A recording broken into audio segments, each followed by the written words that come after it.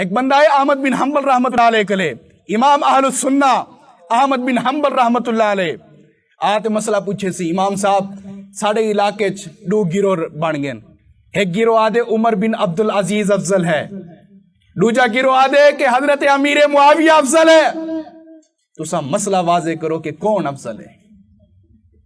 حضرت احمد بن حنبل رحمت اللہ علیہ نے سونا مسئلہ بیان کیتے، انہیں آکھے دنیا کے نات دے سارے لوگ جمع تھی ونن، امیر معاویہ رضی اللہ عنہ دی ایک رات دی عبادت دا بھی مقابلہ نہیں کر سکتے۔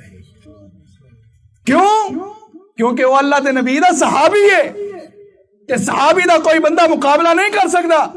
عمر بن عبدالعزیز دا مقام ہے، رتبہ شان ہے، لیکن صحابی کے لئے ودتا نہیں۔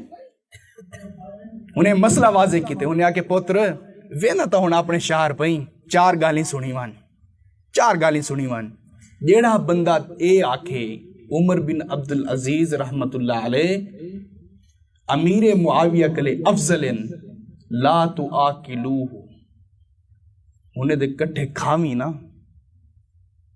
انہیں دے کٹھے رالتے کھامی نا، دسترخوان تے نہ باوی، ولا تشاربوہ، انہیں دے کٹھے کوئی سبیلہ نہ پیوی،